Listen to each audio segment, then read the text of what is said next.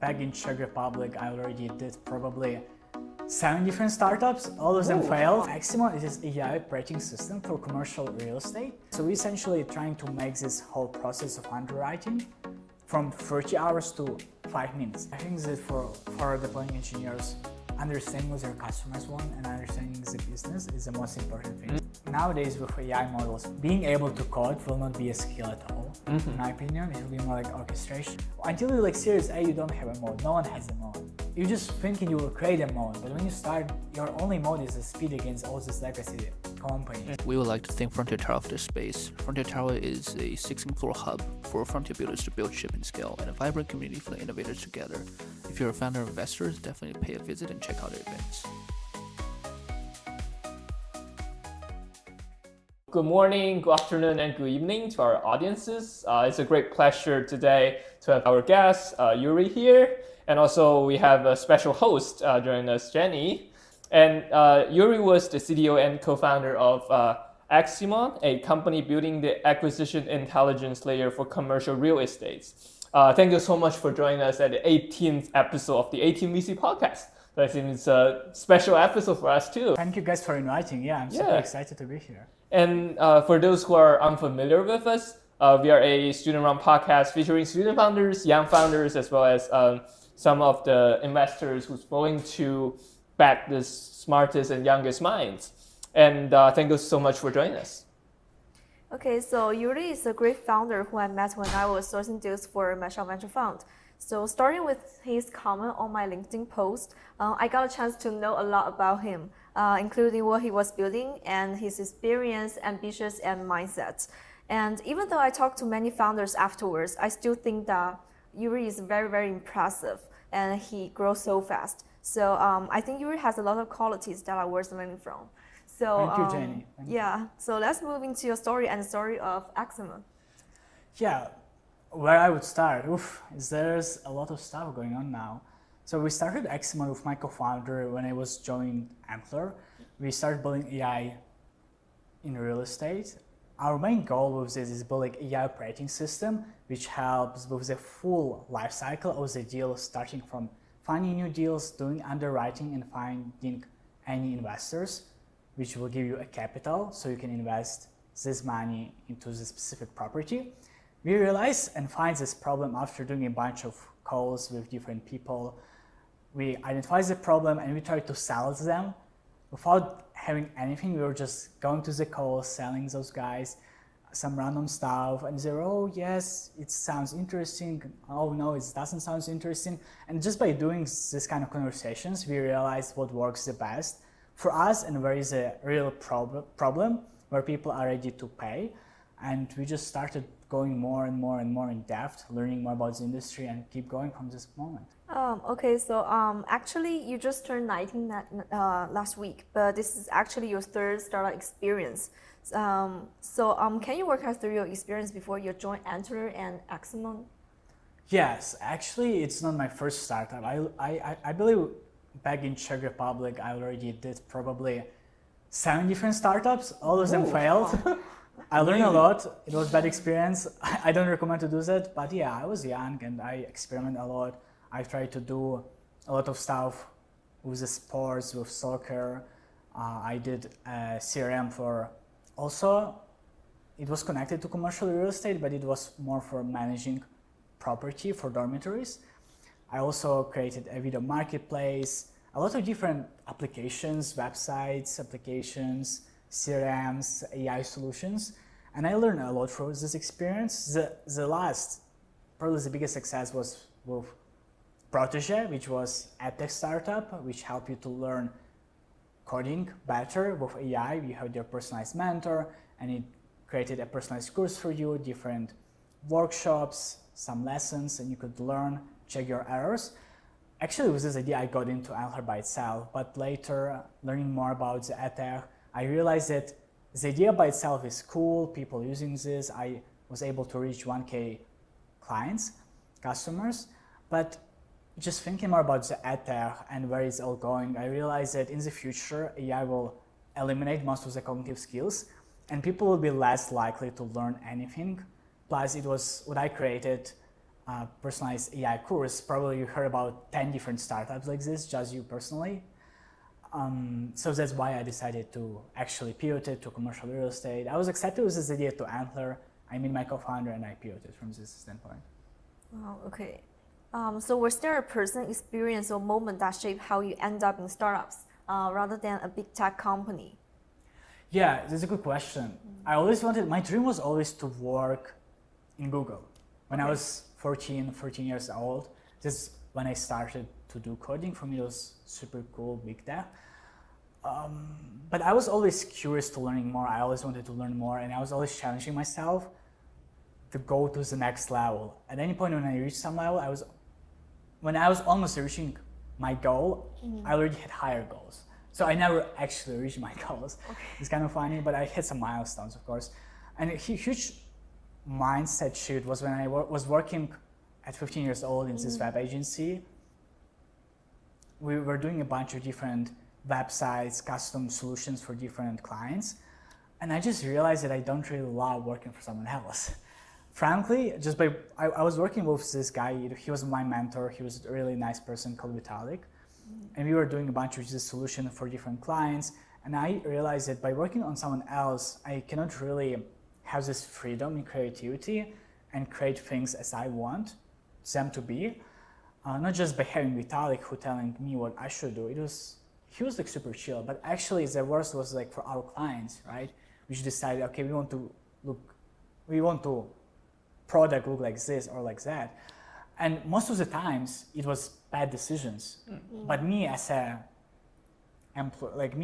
person who giving them product, I couldn't just say, hey, I think this is a bad decision. We should change that. Most of the time you cannot really say that. You can give recommendations, but end of the decision is there. So I just realized that if I want to fulfill my full potential and have the exponential growth in my career, like building a startup is the best thing.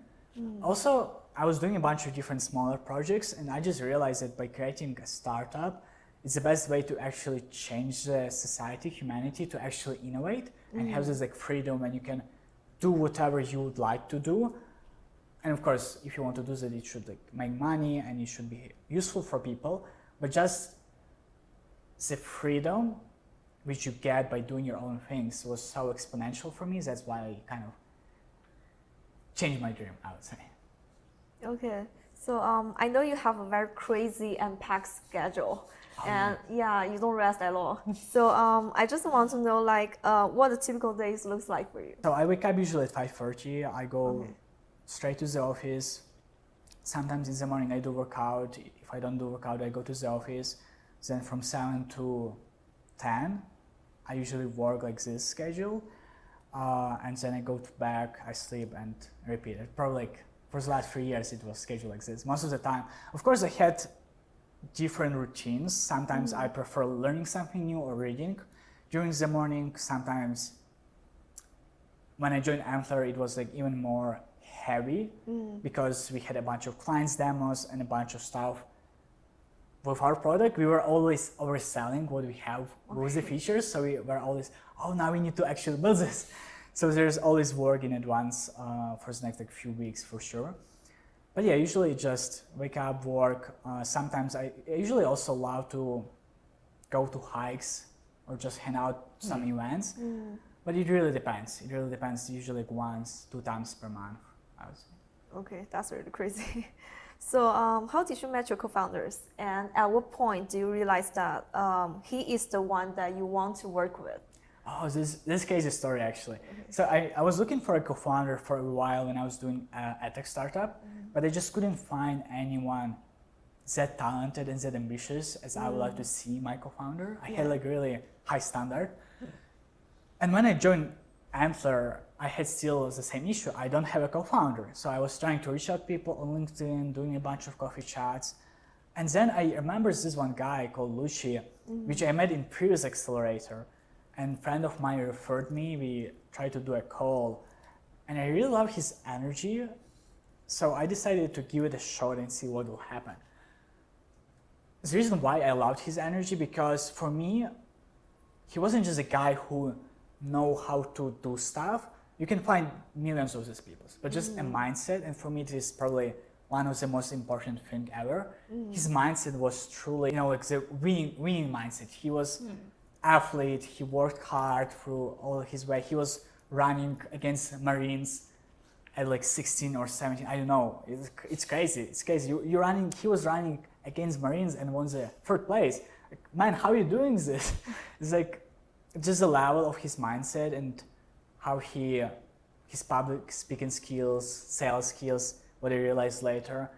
That's what kind of bring me working with him more and more. So once I had the first conversation, I love his vibe. We decided to do a trial and we started doing a bunch of cold calls to different brokers, to different guys in commercial real estate.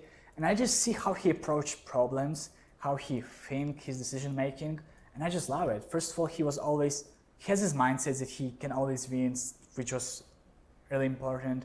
He was always able to find kind of the solution to the problem. So any problem, he wasn't looking into a problem as a problem. He was looking into a problem as a challenge, which was kind of cool for me.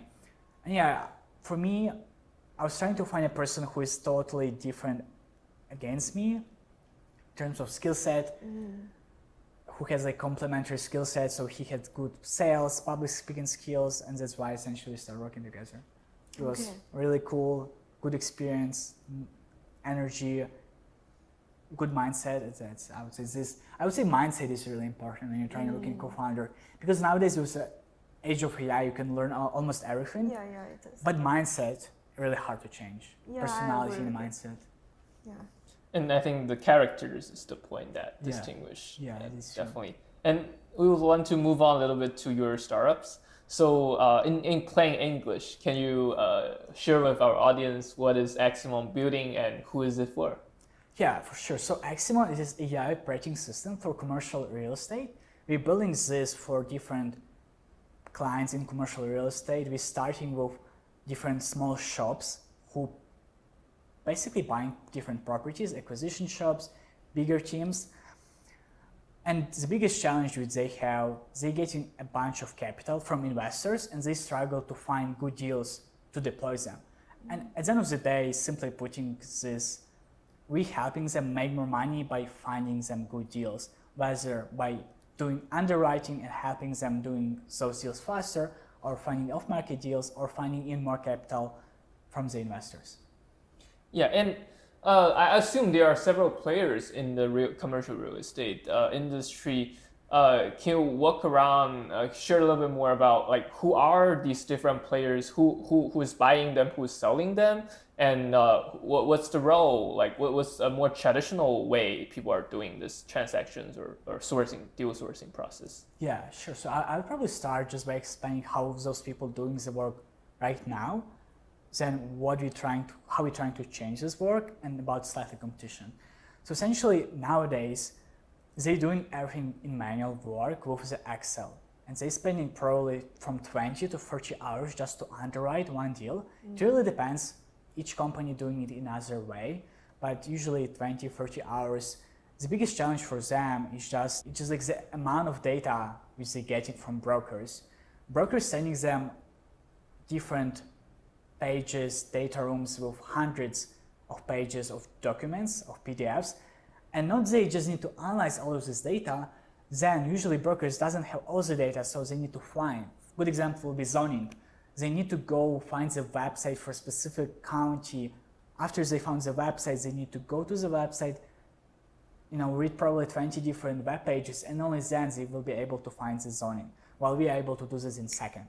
Right? So we're essentially trying to make this whole process of underwriting from 30 hours to 5 minutes. But underwriting is just one thing, right? Then you have finding off-market deals. How do they find deals? Usually they're just getting offers from brokers, but in the moment when they get the offer from broker, they need to give a percentage fee to this broker. And you think, well, okay, it's like not a big deal, but they're giving them from $300,000 to $600,000. That's a lot of money, right? You're just putting into the table. So if you're able just to find those kind of deals, you're saving a lot of money per year for yourself, right? And with investors, usually they just using their network, and people who don't have a network, they struggle to raise money to deploy into capital. They just do a bunch of cold outreach, and essentially we're helping them also find qualified leads. Regarding the competitions, there are a few players like DealPath, Antler, but most of these companies and startups, they're trying to help them, but only whether with one small things, or they still doing really manually. For instance, there are startups who helping them with underwriting specifically, or with investors specifically. But those companies, they don't want to have 20 different software tools. They just want one system which helps them with everything, like operational system. Because switching cost is really high. And the cost by the end of the day, if you're paying for 5 different softwares, will be even higher than you're paying for one. So that's how we're trying to be different. We're trying to be all one-stop shop solution for them. And also other companies who might be bigger and who doing slightly more than just one functionality, they still really force those companies to do everything manually. They're not really proactive. They claim they're using AI to make everything autonomous, but at the end of the day, you're still doing everything by hand, just by in digital format, not Excel. So like, how do you actually save them time, or just claiming that you save them time and just giving them even more work? Because that's what's happening with most of these competitors. And we just realized that when we want try to be different, essentially we're trying to make it fully autonomous, where they just do the main work, which is decision making, their judgment. We just want to automate everything and make sure that they focus this 5% on only things which really, really, really matter. That's how we're trying to be different against our competition. So like, why is not other people doing this? Is it because it is really hard to incorporate it into the workflow, so they don't actually can automate it? Why is it by itself not doing this? Yeah. So essentially you can do it by yourself, and you can even create some code skills, and some of them even doing this. But the biggest challenge is that if you want to create this autonomous system, accuracy is one of the most important things ever here. Okay. And a good example would be in their Excel files. It's really huge. It has 40,000 cells, sometimes 200,000, 40,000, like really a lot of different cells. And just being able to calculate this is one thing, but being able to calculate it accurately is totally another. So that's why they can do it, but when they're doing it, it's usually wrong. Which is going to them, and even when we're selling to them, we say, hey guys, you're probably using some code skills, right? And they say, oh yes, sometimes we do. And it's probably not accurate. And say, oh yes, it's not accurate, so we stop using them. And we're, well, like, here's a solution, right? But one day, I believe Claude will be able to make it even more accurate. But that's why we're not trying to be just underwriting. We're trying to be, we're trying to create more like the business partner, which will be proactive, which they can connect to iMessage, they can chat in the iMessage, they go into the meetings, they ask, hey, can you create some IC memo for me? Or like they can ask questions. Or for instance, with commercial real estate, there's so many different numbers which impact it, like economic, politics, some change of legislations, and being able to monitor everything is impossible. And sometimes it can really impact their business. They can lose a lot of money because of this. Yeah, and that's why we're trying to be different, and Claude will not be able to do that. Claude will not be able to have the data to all their pipeline, know their DNA, and then text them in iMessage and hey, here's changes and it can impact this property, and you can lose a lot of money. I would give you this kind of recommendations. So that's what we kind of find out after 6 weeks of building this. Okay. So what is the problem you're solving, and who's feeling it most accurately today?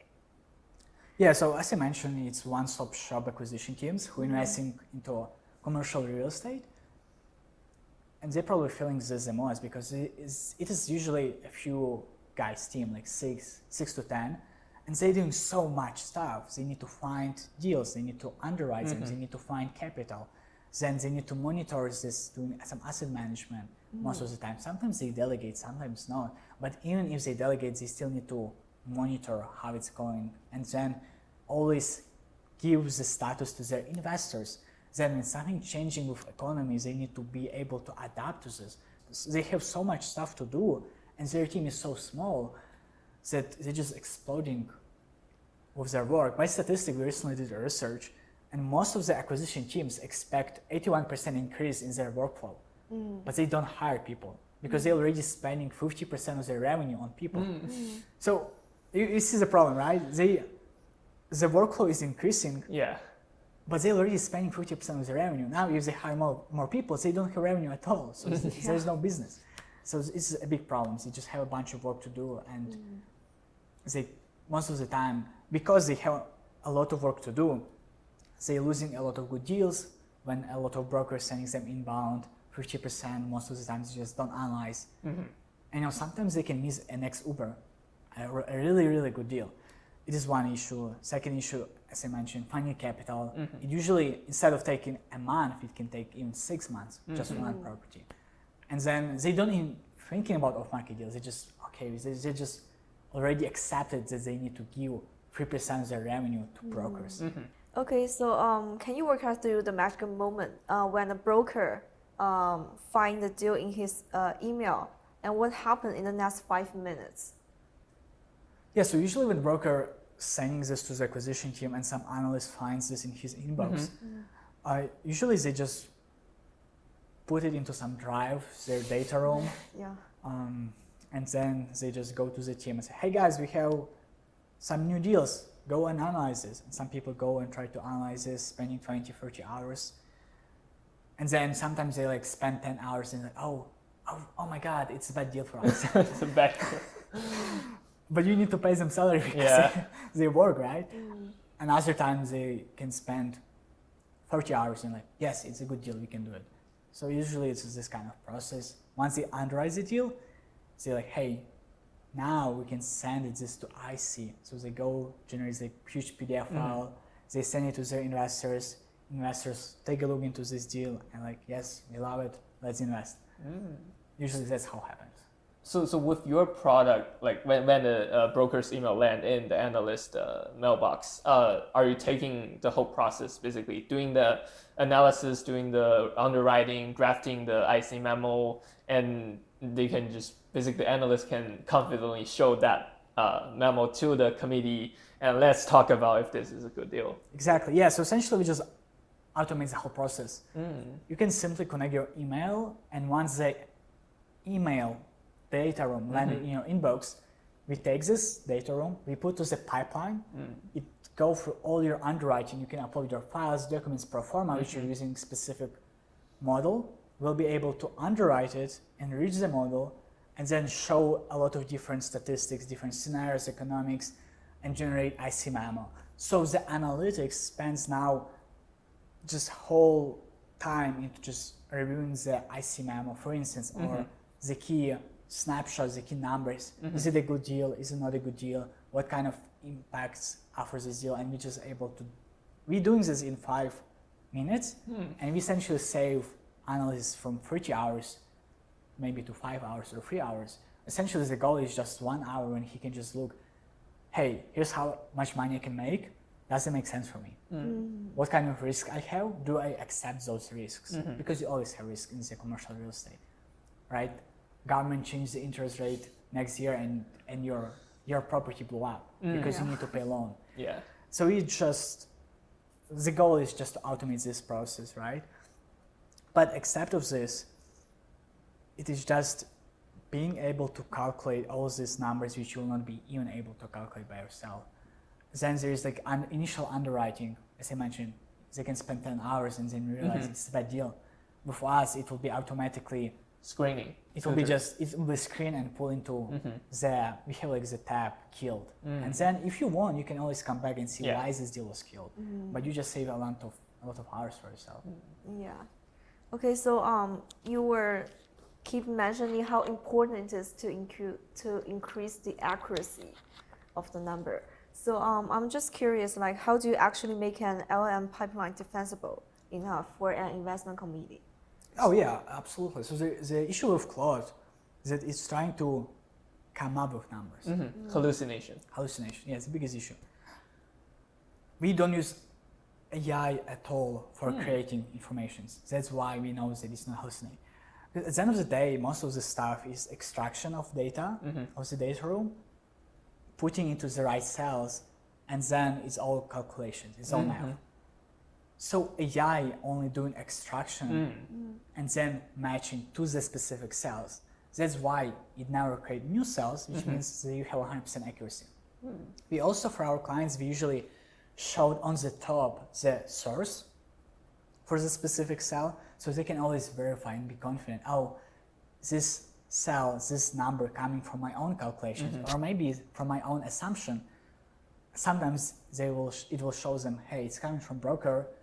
Actually, broker is trying to create this rosy picture of this deal. We think it's not accurate, here's the correct number. And they can always check this and come back, change the number, rerun the whole calculations if they want. Okay, so you are doing B2B business, and credibility and trust are always the hardest part. Yeah. So how do you get the interpersonal connection?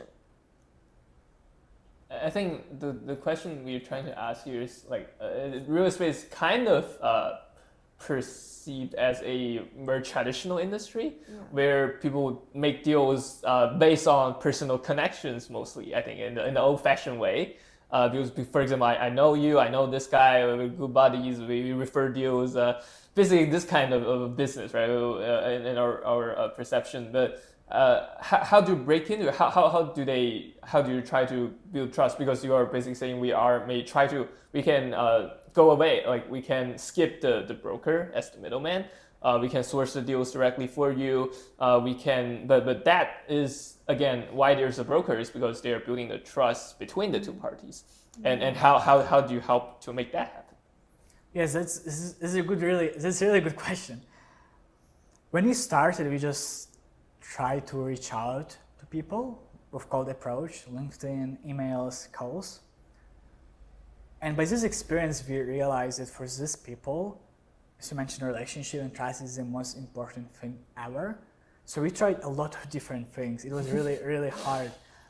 But at the end of the day, I really realized that if you can go to these calls with them and just shows that you know their business, that you is expert, not just in the commercial real estate, but in technology, in tech, they will treat you as like a bro, as like a bro, like legit person, and they will give you some time. In the beginning, we just try to reach out to them, say, hey, we're selling this kind of design partnership, would you be open to do this? Now we're trying to, hey, we know what problems you have, we know how we can solve this. If you don't like it, we pay you back. Like super easy sell and a super easy value proposition, right? And we realized that by just showing them and answering the questions which they have before they ask those questions is the key. Because at this time they understand. Essentially, what I'm thinking here is that at the end of the day, they would buy your stuff if you can show and prove them that there is a value. When you're doing a demo for them, they always have different questions and some reasons why they would not buy. If you are able to answer to all these questions with good confidence, and even answer them before they ask, because the more you speak, the more you understand what kind of questions it is, they'll just don't have reasons to don't buy this stuff. But yeah, for us, like in terms of outreach, really LinkedIn and emails work really well. We have this course that we have like 10-15% response rate in LinkedIn, and it's converts to the demos, which is great. And from calls, it's even better. We also try to do what we call donut strategy, where we pretended to be a DoorDash or Uber Eats and go to those offices and try to sell them and convert into demo. So it wasn't that bad. We have some plans how to improve it. I would recommend it to at least try. It was a lot of fun.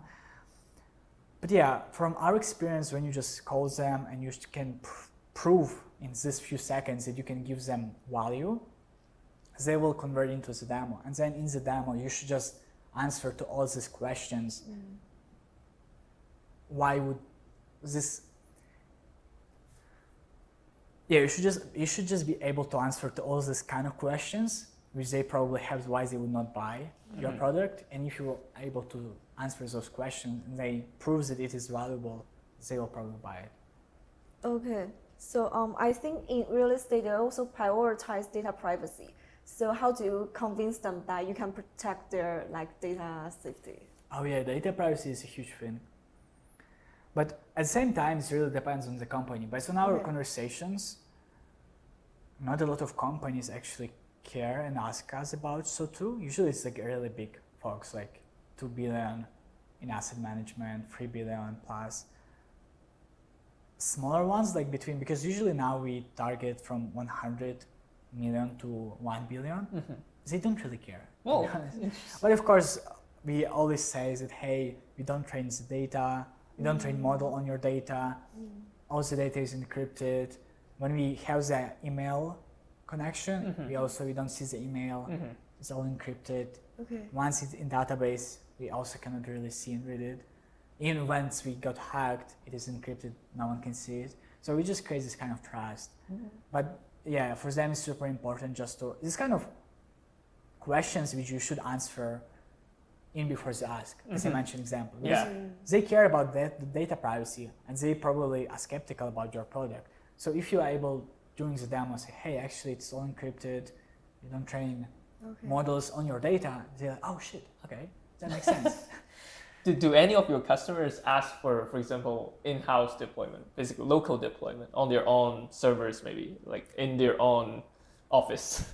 Yeah, we had the conversation about that, and it really depends. Now, since we started 6 weeks ago, we're really open to this kind of partnership. If we just use their AWS accounts or even like servers if they want, because for us now speed is the most important things, and if for customers it's not negotiable, we will do it. But usually, of course, we're trying to make it on our side.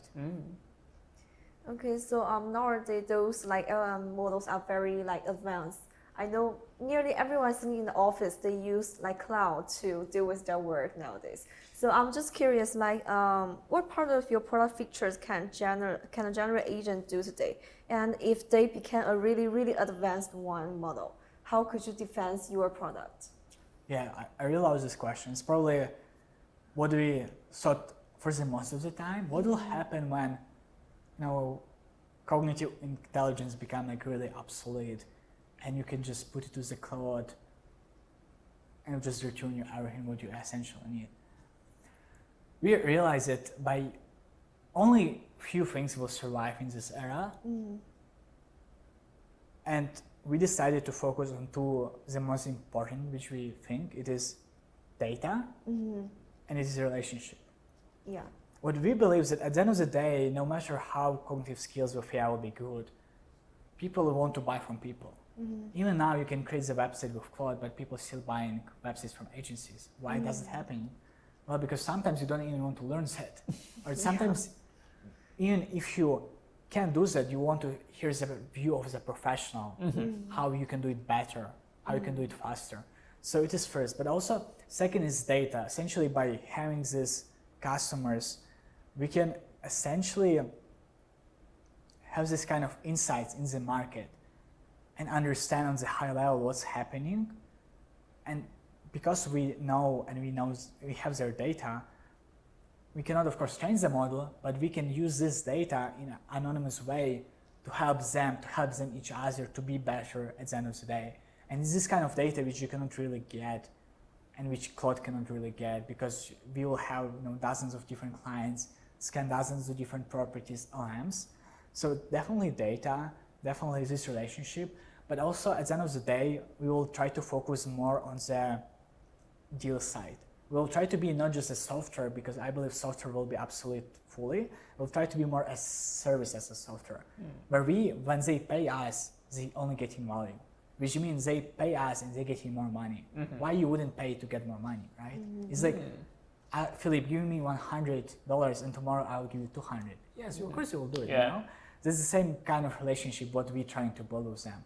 So even if the Claude can do most of the software parts, do underwriting, and even like do some crazy stuff like find some off-market deals, but I'm not sure how accurate it will be, of course. Yeah. Providing this more as a service, I believe it will be the thing which will survive. Yeah, I agree with it. I think that's why there are still many VCs out there trying to find the target company that's doing AI vertical application nowadays. Even though those clouds are so powerful, they're still doing this. Yeah, I totally agree.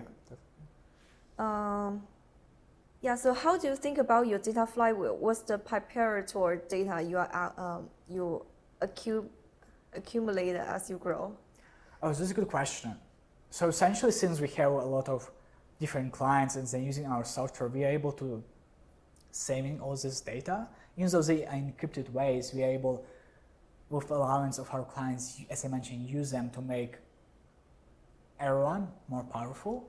So it is one thing, it is essentially data of our clients, understand what kind of deals they look, which deals passed through the initial screening to the underwriting, and then we can use this data to help brokers be better or just help them be more smarter, understand where people nowadays buying properties, where they invest, hot markets, some new opportunities for all of them. So it is one thing, data, and second, we also on top of frontier model, we train our own model. We just fine-tune open source model, and specifically for commercial real estate in dozens of different public available data, past deals, different scheduling filings. We scan our millions of governments, and not just governments, but different filing types of data, which all of investors, all the partners who invest about the properties do different areas fillings. We're able to scrape all of this data and essentially train our model to be more powerful on top of the frontier model. So that's how we create this kind of two-way judgment system when they're able to argue with each other, and at times they produce better result. Are the foundation model you use are open source ones, or using some of the other? Yes, the open source. Okay. Cool. Source, and we just fine-tune it. Yeah, I think that kind of being more and more important, because like it's kind of more auditable in a way for open source ones. Yeah, but we also considering to switch it. We're not sure if we'll continue with open source, but now it's producing really good results. But we are waiting to have whether some open source from a really powerful open source from USA company, or just use frontier fully and focus more on like building the data structure, data infrastructure, and building those relationships with those companies. Because at the end of the day, the distribution and relationship will be not replaceable. Yeah, that's definitely true. And we're just moving back a little bit to the competitive positioning part. I think you do mention a little bit previously during the conversation. I think you mentioned part of them, some of the other guys are doing single features. They're not providing the one-stop shop. And is that the kind of part of the main differentiation you're having here? Yeah, so essentially most of the startups focused on one small piece. Other startups force them to use their own models. Important things here is that those companies use their Excel models for 10 years. They will never switch. So those startups just dying, they struggle to even have clients. Those customers who already have only one feature struggle to sell them because essentially they already have dozens of softwares and they don't want to buy new software. And these old legacy startups, which not startups but more like companies, the legacy companies, which they're already using right now, how we're trying to be different, it'd be more autonomous, be more as a business partner. We're trying to be not just a software, we're trying to be more like, hey, we like your partner and we like with you for the long journey, and we want to try to help you make more money. If it doesn't give you more money, it doesn't help you in terms of saving times, making you more money, you can just remove us. That's our kind of thesis. Like, hey, if in the first month our product, what we call more like business partner, doesn't produce you more money, doesn't save you more time, we like give you full refund, all money back.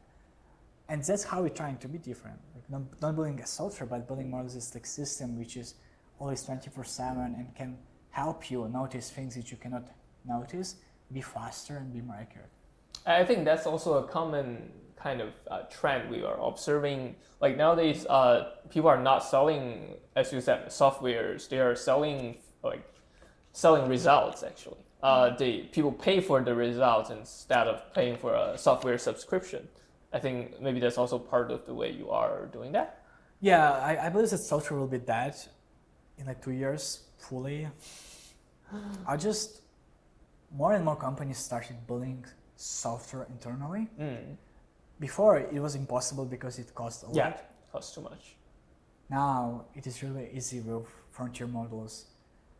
And in the future, I think it will be even not just frontier models will be powerful, but I think they will come up with some harness where you can just download it. Just will build some multiplayer harness which you can do with your team, build some custom solutions, and you will not just pay for software at all. But only those companies who focus on relationship distribution data, I think only then will survive. And of course, like companies who produce service. Because if some company come to me and like tell, hey, if you give us 10K, I can give you 50K. And if we will not give you 50K, you don't pay, we give you 10K back. I'll be, yeah, sure. Like who will not do this deal, right? Yeah, like, that's true. those kind of companies will survive as well. And also physical AI will be huge. Okay, so last time we talked, you mentioned that you sell the product before you even started to build it. So I'm actually curious, how did you do that? Oh yeah, it was so funny. It was really funny. So we found a bunch of phone numbers of executives from commercial real estate and just start calling them and try to sell the product. We have the hypothesis what we need to build. This kind of AI operating system. But we didn't know what it looks exactly. So we tried to sell them and see what kind of clicks and what not. And there were like a few moments when the guys were, oh yes guys, I love to see a demo. And then, oh shit, now we need to build a demo. And we like build a demo within one day, we send them. Or like in other case, the guy is asking us, okay guys, but like, do you really have like a lot of experience in commercial real estate? And we're like, yeah, sure, like, we brief commercial real estate, like 10 years every day. So we were trying just to create this, fake it until you make it. But just selling them more, we understood what really makes them continue conversations, what encourages them to go and spend time for the call. Until one company was, yeah guys, let's go for the demo. And then we're trying to sell them in the demo and they were like, yeah, sure, let's do it. And we were like, yeah. So, and they asking us, so when we can like actually use the product? We were like, yeah, like give us some time. We need to set it up, the system, like your own workflows. And we just like, built really bad MVP in 1 week. We give them, did some iterations, improve the product drastically, get a good feedback, improving more, get a good feedback, improving more. Just a few iterations and the product become really good. And so that's how we did it. Yeah, that's pretty cool. And at this time, like how many customers are you already having? Kind of. We have a lot of in the pipeline. Currently, we have 2. Okay, doing pilots. So one is a contract and another is pilot. That's cool. With the contract, we're super excited. It can potentially convert into a bigger price, hopefully. But with the contracts, it's more like a pilot, I would say. Yeah, but we have a lot of in the pipeline. We probably have just 250K in the pipeline. Yeah, but now we're really trying to consider how we can convert everything what we have in the pipeline to actual paid clients. Yes. And most of the times we just realize that we need more cash to execute. That's how we're trying to approach now. We see like, hey, we have a lot of clients in the pipeline. Please help us convert. We need like help right now to convert them. We just want to move faster. But you cannot just tell them, hey, we need to move faster. That's why we need money. But we need money to convert them, right? Essentially, at the end of the day. It's just execution of the speed. But yeah, it's kind of our traction right now. That's cool. And basically, most of them come from your own outreaches, these customers? Yeah. Cold calls works really well. We like just calling them, hey Mike, how are you doing today? And I'm like, who is that? And we're like, yeah, it's cold call. And then we're just like, selling a bunch of stuff and see how they react. So sometimes they're kind of chill, it's even funny for them. And you're like, just giving some energy in the cold call. Yeah. Sometimes they're like, don't call me. And you're like, okay, sure. So cold calls, emails, LinkedIn, cold outreach. So are you now basically more on a basically case by case contract? For example, if you implement one system for one firm, you negotiate a certain price for the service, right? Yeah, we really negotiate price. It's so funny. We're like still trying to figure it out. For some companies, when we tell them that we will charge them like 1K, it was a lot. And for others, when we told them it will be like 10K, they were like, okay, sounds great. So it really depends on the size of the company. Also, in commercial real estate, sometimes it can be in a huge company, but they can just deploy all the capital and don't have money for the software right now. It actually what happened with this pilot. It's a unicorn. They manage 1 billion in assets, but they don't have money. Oh my god! So we just did a smaller price for them. Okay. But it's okay. You know, we can, if you help them and we sure we will help them make more money, then we can be like, hey, now we have money, and we know it. So there are a lot of ways how we're planning to expand this, but yeah, we mostly we really negotiate prices. We also were able to find 2 really incredible advisors. Since we have kind of experience in commercial real estate, of course we didn't spend like 3 years there. So we're just having 2 advisors who helping us navigate the space. It really helps. Also sometimes they give me some warm intros, which also helps even more. So yeah, having advisors is really important. Okay, so in terms of sales channel, so nowadays it's mostly cold calls. So let's say if you get some fundings and you really have to expand your business really quick, what will be your new sales channel? Just doing more cold calls? No, but actually, I wouldn't say it before, but cold outreach works just perfect. Like the conversion rate, like can you imagine that you text 10 people, 7 people, and it almost always converts into demo. It's like really good conversion rate. It's the same with emails.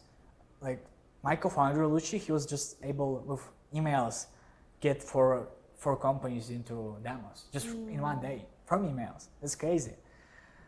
But yeah, in the future we're definitely trying to do some ads. Try to, of course, make it more automatically, so we don't really spend our resources. We just pay, and you give us clients, we pay more, and you just like. As a good example, you're paying 100, it getting 200. Just like find some GTM funnel like this will be crucial for us to grow. Now we're doing, of course, more manually, but yeah, ads will be really important. We'll put a lot of money into ads. We really even consider to do some social media, organic. Commercial real estate space is really boring industry. But I love it, but in terms of like how people treat it. So if we can make it more entertainment, and those guys, analysts, execution, will be watching us in a good way, and when they will be thinking, oh, we need to add more AI to our company, we will immediately click for them and they will reach out. It will also maybe good strategy, but we still don't know. We will experiment more. Okay, so for your customers, like in their companies, who is the decision makers, and where does the budgets come from, and how long is the deal cycle? Oh yeah, deal cycle is really bad, guys. Okay. If you want to be fast, don't go here. It's like really long. It's like old guys, old dudes, like trying to think, oh, should we invest into this or no? It's hard, but I mean, it's possible. It should just be, it's like it should be like really easy value prop for them, and they will move faster. But now what we realize is usually it is 4 calls on average, and usually it takes from the first initial meeting to the end at least 3 weeks, 3 to probably 8 weeks, I would say on average. But we like started 6 weeks ago, so it's hard to tell, to be honest. But like these clients which we had, we were able to get them fast, like probably 2 weeks selling cycle. But on average, the industry have from 2 to 6. But since we like a startup, we are able to get them. Hey, if you'll do this week, you will say we will give you like some discount, or something like that. They're like, oh yeah, hey guys, like let's go, we need to do this, you know. So you should give them something to move faster. And sorry, what was the first question except it was a selling cycle? Like who's the decision maker in their company? Oh yes, the decision makers, it is usually the director of acquisition team because they directly manage all the acquisitions, or CEO or the founder. So if it's smaller team, usually it's CEO. If it's bigger team, it's acquisition, director of acquisition. Sometimes these principles can really impact. We always reach out to executives, principals, directors of acquisition, founders, CEOs. And yeah, usually they decide. Okay. And one more follow on that is basically we've been seeing some of two arguments, right? The first one is they're saying you are getting this budget for purchasing your service from, for example, their initially software or IT part of budgets, and some others are saying that we are getting the budget from the hiring budgets initially. They are kind of you're cut either just cutting more headcounts, and this money that comes out from this less hirings will be basically go into your pocket. How do you see these two different sources of budgeting, and which one are you targeting? Oh yeah, absolutely. So we don't treat our company as a startup who eliminate acquisition team. We treat it as we giving you a tool, a business partner who can make you 100x more productive, faster, better. That's how we treat it. So if you have a team of 10, now you can have a team of 100 with us. If you have a team of 100, now with us you can have a team of 1,000. So that's how we treat it. So they can now just make more money and save time. But of course, if they want to fire someone, well, I mean, they can do it, of course, but why you would do that if you can just always keep growing? It's like their intent is like always grow and make more money. And there isn't like a big reason to fire those people, I believe. But of course, we are kind of automating most of the work. So it really depends. They can just do more deals, or like just analyze those deals faster. And for instance, as I mentioned, analyze instead of 50 deals per week, 200, and even have better properties. If they have better properties, they make more money. So now they can even hire more. So we're essentially just kind of blowing their economy, like giving them more money. Yeah, that's pretty awesome. And we want to move on a little bit to talking about the FDE things, because I think it's been a pretty popular topic nowadays, and it's been a new kind of, maybe it's not new, but it's been a popular kind of business model. They're basically the forward deployed engineers. In one line, basically companies will send their engineers to their client's place and do, from my understanding, customized software development and system integration. So I think what you are doing is also kind of similar, following this similar pattern, right? Yeah, we exactly doing the same. We going to our clients and we customize whatever they want in the product. We also are able to provide them some custom solutions for extra cost if they want. And we're trying to build this relationship. That's why I always addressing us more as a business partner, not just a software company. And even in the future, we think that now it is easier because you have 10 engineers, but it can, with AI, it can be a team of 100. So relatively, one engineer can handle like up to 30 clients. Of course, like you don't have like every month 30 clients. You just onboarding them and then it's like done, right? You do some custom solutions and it's done. So I think in the future, this service piece partnership will be even more and more like custom for everyone. I think it will be more and more trendy. I would like to dig a little bit more into this role because it's been interesting. This kind of model wasn't possible until basically this wave of AI tools, AI coding tools, been so powerful recently. So what do you see for the FDE's top, I would say, abilities or they need to have to be a capable FDEs? Because I think it's been something different do they need to understand the industry pretty good, and at the same time also have a good skill set of doing software development to become a qualified good FDE who can like take charge of the whole agent army and do the things? That's a good question. I think like the best thing you can do is just hire a sales guy who know a lot about the industry, teach him a little bit how to code, and that's all you need.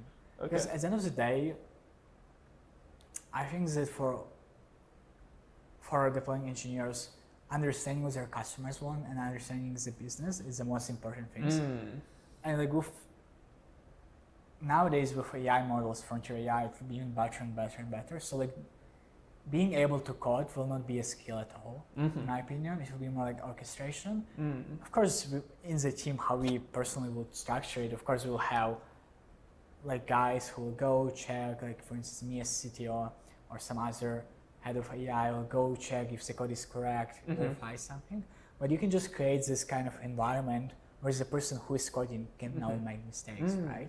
So it will be easier and easier, and it will be more about like, hey, what is your public speaking skills? How good you know about the industry? Can you actually understand what they want, get better pricing, give them more value? So yeah, I think that skill understanding the industry and being able to public speaking skills will be really important. Definitely. And talking about, like, I think maybe you already talked to some of these VC guys, and there's been like this industry was traditionally viewed as a kind of labor-intensive one if you don't have AIs, right? In the old days, where you need a huge team to basically outsource the software development, and at that time, I think it's not in VC's eyes a venture backable or a scalable enough business. But nowadays, from your conversations, do these VC investors see this kind of FDE forward deployed engineer business model as a venture backable and scalable business now? Oh yeah, absolutely. It's like, yeah, you just told it. Yeah, I totally agree. I mean, in the past it wasn't possible. Now with the age of AI, you can just have less people and you're able to produce better results in bigger volume. So in the past, if you will try to do for every client this customization, it will take us months. Now we're able to do this in weeks. Yeah. So to handle, like, for instance, 30 clients every new month, in the past you will need like team of 50. Now you can have a team of 10, team of 5 even. Yeah. So it's like relatively easier and easier because one engineer is like team of 20, 50. In a good hands, team of 100. So it's more than VC backable now. Okay, so in the future, you are definitely going to hire more people for your team. So I'm curious, like, who do you not hire? Like, are there any like personalities you see in someone that you think is a big red flag, even though he has a very perfect resume? Yeah, I would say there are a lot of guys who are like really smart and are capable to do a lot of stuff when you like give them a good instructions. But what I'm trying to look the most when I hire someone, because they didn't have that much experience, so but when I'm just trying to find even a teammate or like a player, it's like, can you do stuff by yourself? Should I micromanage you, or I can give you a task and I'll come back and you will do like a bunch of other tasks by yourself, and then Yurii, we found a new task to do, and oh shit, bro, I love you. You know, it's like, it's more about like how well you are able to just execute by yourself in terms of like exam mentality. It's not about even the skills. It's just like, hey, can you do stuff? No, it's like, can you take action by yourself? Okay. So this kind of people are really important. Red flag it is when I give you a task and you spend like the whole week just on this task, you know, like also speed, but just if you're able just to take action on yourself, I believe is like really important. Okay. Okay, so also I know you pivot a lot after you get into Antler. So I'm very curious about your experience in Antler and Ship, and how has Antler and Ship actually helped you, and where did it fall short? Oh yeah, absolutely. She was a really mindset changing for myself in terms of like understanding how to approach features, how to approach building stuff. Actually, the Antler guy from Texas went to the ship demo days. That's how I know him. That's why I texted him. That's why I got the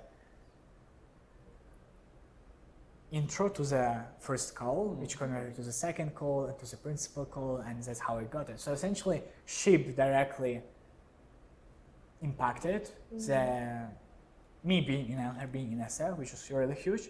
And by being in Antler, of course, like first week, it was like a lot of micro pivots. I wouldn't say it's like pivots, it was more like change of strategies, how we just, by learning more and changing insights and beliefs which we had about the industry, and by speaking with people, killing those insights or being even more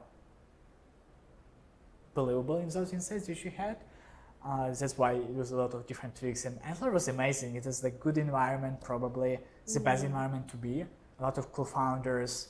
We have weekly chats with associates, with principals, and just giving a feedback from those guys who saw like dozens of startups. Really, really incredible. Just having some support. Also, we have like free office, which is great. Who don't love free office, right? So just helping us, giving us, mentorship and place to work, or an environment to be.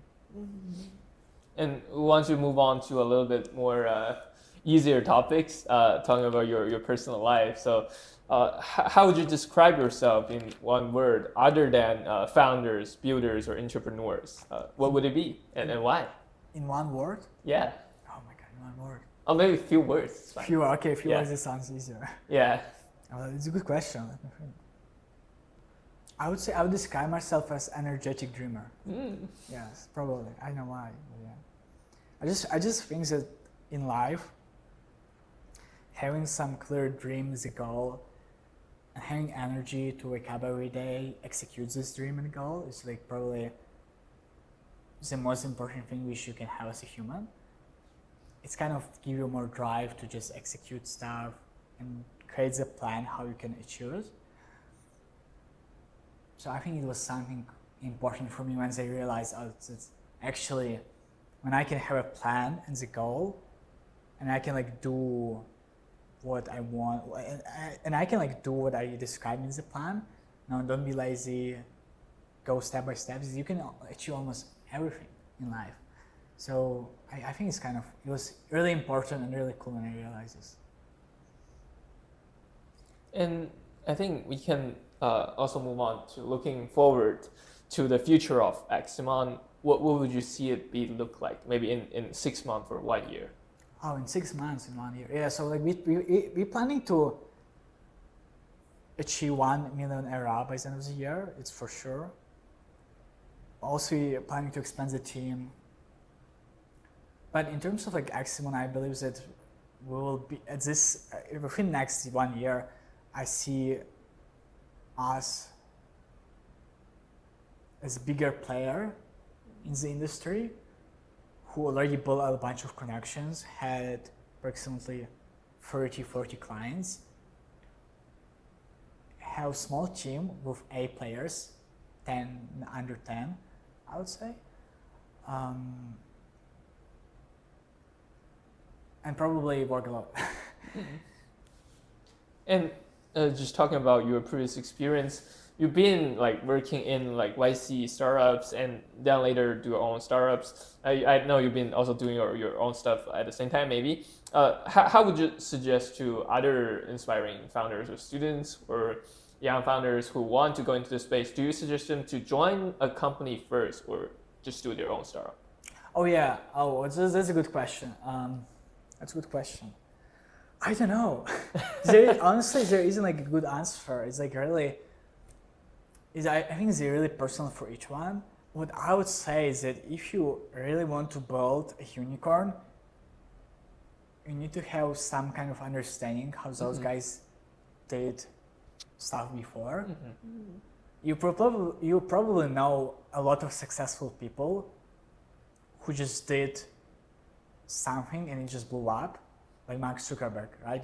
Everyone know Mark Zuckerberg by Facebook, but not a lot of people know that he built a bunch of different stuff before the Facebook. Social media, different social media, music players, apps, websites. So I believe like having this kind of experience a little bit, it really can help. But also I wouldn't be like, hey, you know, I need to work in this startups and work big tech and get into YC and only then I can start startup. No. I would try to take action like as fast as possible, but just also going and try to build something without zero experience doesn't really make sense for me. I would really try to work in 1-2 small startups, or even like not even startups, but just like even small 2 projects before you want to build something really great. And only then try to focus on some problems. And the best problems is usually when you're trying to solve your own problem, and then you like realize, oh, actually it can be applied to other friends which I know, to other people, and I can even charge for that. So that's how I would start, try to do some 2-3 projects, or rather work in 1-2 startups, and then try to build something by yourself. Okay, so are there any advices you want to give to other student founders or early stage founders? So my advice will be probably, if you want to be better than anyone else in your industry, is like focus is really important. Don't try to spread out on like 10 different things, and be really good in this one specific thing will be really key for me. And then you should always have like some average middle skills on other things. Like public speaking, like some maybe if you're doing social media, okay, nice. But if you spread out equally your attention, you will not be good at any place. So I would focus just on one thing and would polish it really well. And second thing is just try to work harder than anyone else. A good example will be if you're fighting against your competitor, like startup, let's say 2 startups. And in one startup, founders work 60 hours per week. In other 120. Every week, they are 2x better. But you know, of course, a lot of people say, hey, you know, just working hard will not really help. But you're not just trying to work hard, you're trying to work harder and smarter. Of course, working hard is not will not help you. But when you're really working harder and smarter, that's when this kind of combination create advantage for you, which you cannot really cut at all. Because if you're working against someone, if you're competing against someone who working twice as you just don't have resources and you'll not be able at any point just to reach them. At the same time, when you start, right, you as a startup, the only one thing which you have is speed. It's like only your advantage. It's like there's no who is saying like we have a mode as a startup. Until you're like Series A, you don't have a mode. No one has a mode. You're just thinking you will create a mode, but when you start, your only mode is the speed against all these legacy companies. So I would just recommend work hard, find some niche, and focus on this. Okay, so do you have advice for people like how to work hard? Like because I'm really curious, like when you are when you wake up at 5 every day, what's in your mind? In my mind, actually waking up at 5 is probably the best thing I ever did. When you wake up at 5, your mind is so clear. You just think about nothing. Like really, you don't have thoughts at all. Like normally after lunch, I have a lot of thoughts here and there about life, about startups. I always in constant thinking. When you wake up in the morning at 5 until like 10, just don't think about anything. You just like do as you're reading, you like really focus. But for me, it is more like about just energy. Hey, I have my dream and I want to achieve it fast, super fast. And usually I like set it up goals over. So when I set it up the goals, I have like 50% success chance to achieve it, 50 and 50. And it directly connected to how much I work. So I understand if I put less hours here, I will not be able to reach this goal. So for me, just like about, hey, I have these goals and these, I'm super excited about them. And I just want to achieve them as fast as I possibly can. And it's like just driving me to wake up in the morning. Okay, because you want it so much. Yeah, exactly. Yeah, I just want it so much and I just love what I'm doing. Okay. All right, thank you so much. I think this wraps up our episode today. Thank you guys. Thank you so much for joining us. Thank you.